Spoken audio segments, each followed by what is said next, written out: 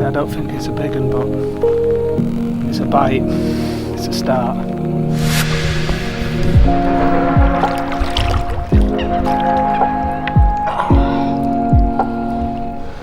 We got one. It was hard work, but we got one.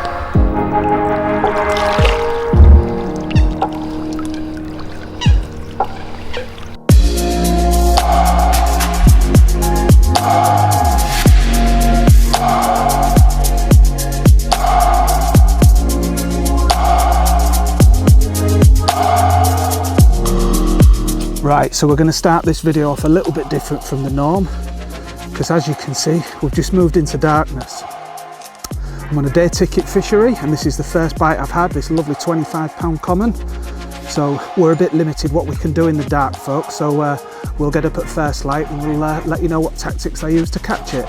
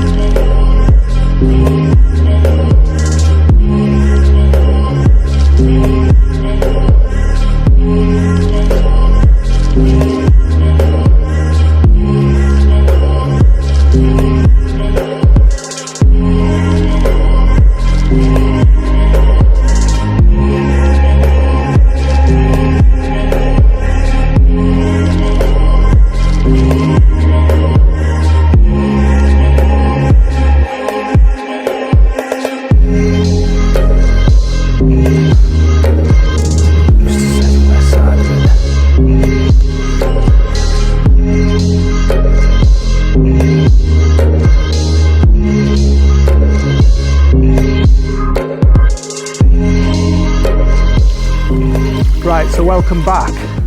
So yeah, it was a bit of a strange one last night. You saw me catch that fish, that £25 common. Well, that was the first hour of darkness. And I started getting liners when I got that rod back out, and I was kind of thinking, yeah, this is gonna happen, but just liners all night, and it was just like a bit head scratchy. So we've got up this morning. I ended up moving 2 of the rods because I was just a bit unsure whether I was fishing the right tactics and the right method, well, in the right area as well. And this little one's gone off. Yeah, it's only a small fish, but it's a massive confidence boost, this, because it tells me that what I'm doing is right, and maybe it's just a waiting game for one of the bigger ones to come along. So yeah, we'll get this fish back, and I'll talk you through the rig that I'm using and the products that I use to create it.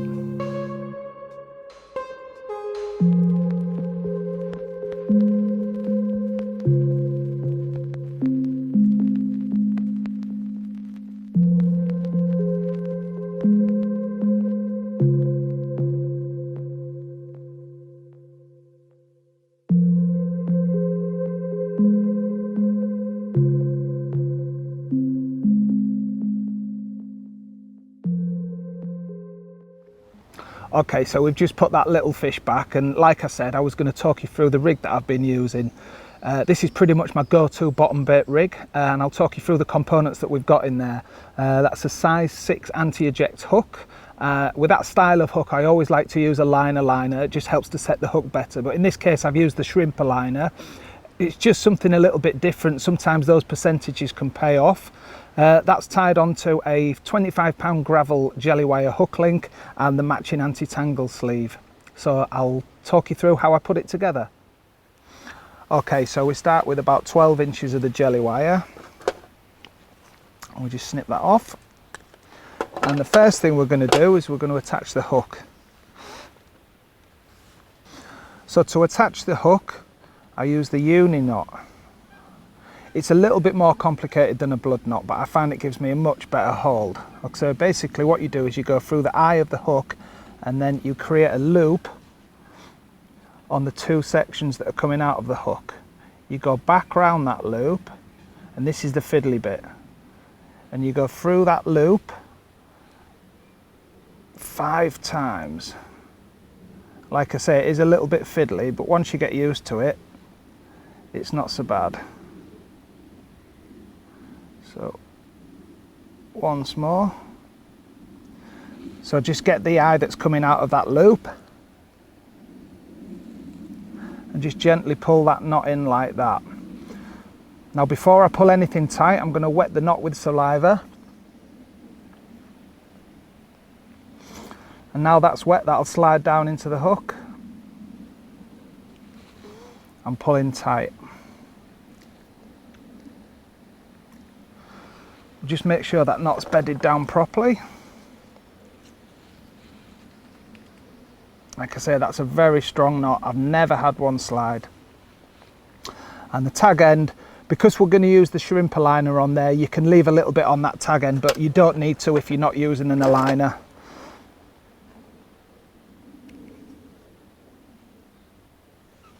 So there's the hook attached to the hook link. So the next thing is to attach the shrimp aligner. Now I'm going to be attaching my hook bait with a bait screw, and I want that bait screw to have a little bit of movement. So for this rig, I just snip these shrimp aligners down slightly.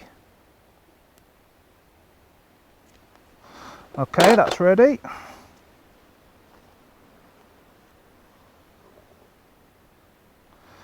So slide it down the hook link and over the eye of the hook. So that little tag end that I've left on there, I said you could leave that a little bit longer. That just goes into the shrimp aligner with the rest of the line and goes over the knot.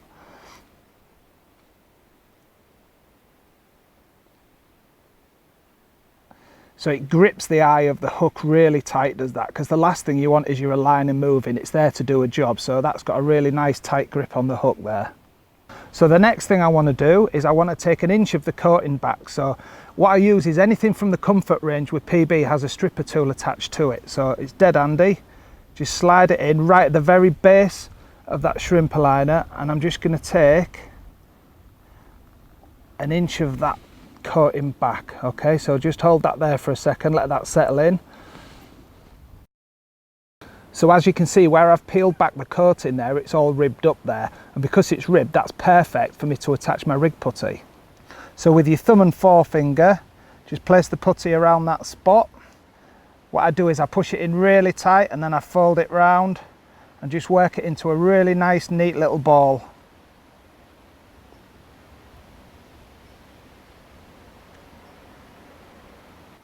Okay, the last piece I use is the anti-tangle sleeve. Now I've got this in gravel to match the hook link and match the lake bed. Pop that on there. Slide that down the hook link, and from this point we can adjust the length of the hook link. I'm using a hook link on this session of about 8 inches, but if you make it longer you can adjust your hook link. So around about the distance that you want, fold it round, and it's a simple overhand loop knot. Again, like all knots, whether it be braid or whether it be mono, make sure you wet them before you pull them in tight.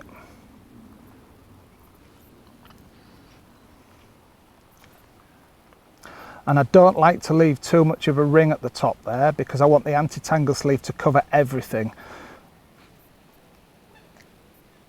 I'll just pull that knot in tight.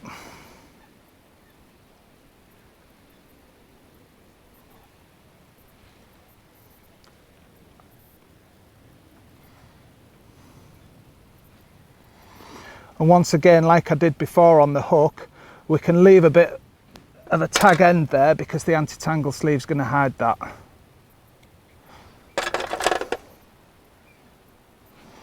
So slide the anti-tangle sleeve back up the hook link, and you just grab that tag end that I've left and you can turn that inside out because that's all going to be hidden, and that leaves us a really nice little loop to attach to our swivel. Okay, so for the bait attachment I'm going to use the ring bait screw. That goes over the hook like that, and to finish the rig off we want a hook bead. You just have to be careful that you've got it absolutely parallel and it runs down the point of the hook properly. You can tell that, you can just feel whether you've got it right or not. And that slides round and round the shank of the hook. Now what I see a lot of people doing is they leave the hook bead round the hook there. Now in my opinion that's going to cost you fish. I don't want the hook bead any further round than parallel with the point of the hook. That makes sure that the hook goes right in and stays in. Like I say, I see a lot of people with it further round. I'm not a fan of that. We've still got plenty of movement in that bait screw, like I said before, because we cut that shrimper liner down just slightly. So we've got loads of bait movement there. But like I say, I don't want that hook bead any further round. So there you have it. That's my go-to bottom bait rig. Very good for weedy waters. The hook, like I mentioned before, the hook is a very strong hook and it goes in and stays in. And you know, where we're fishing here today, there's plenty of snags, weedy areas and reeds that we're fishing to, and we've got the fish through without any problems.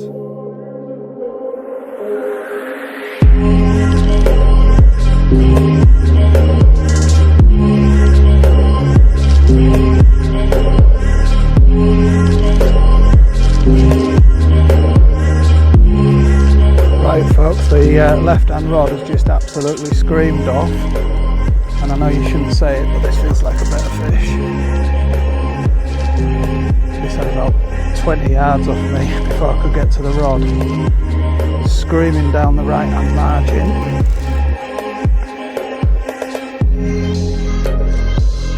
Hopefully, if everything goes according to plan, we've got it out the danger area anyway, which is good.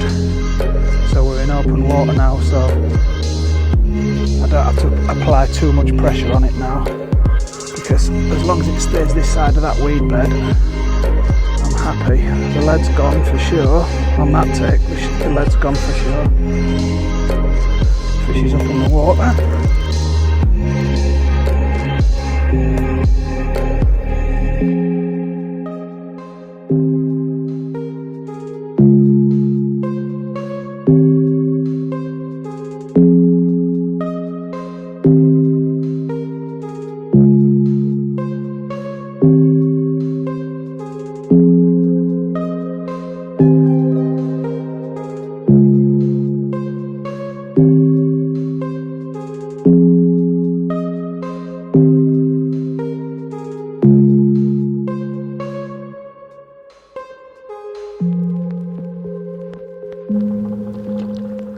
Get on, go on, yes, get in.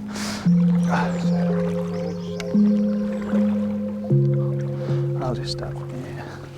I'll just make sure, mate. Well, it looks like it could go 20 this fish, so absolutely excellent result.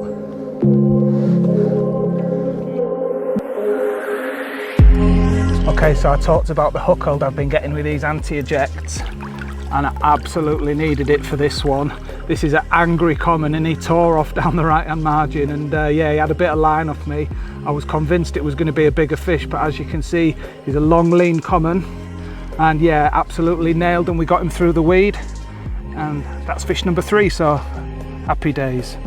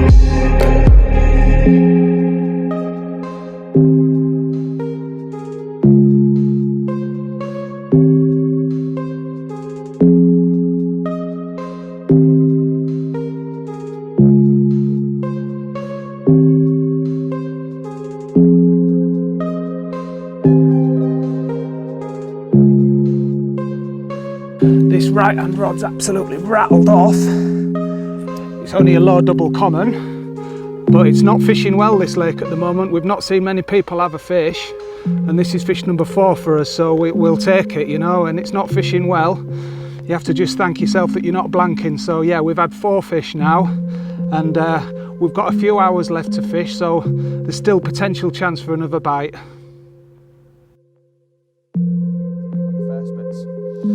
Right, well, sadly this session's had to come to an end.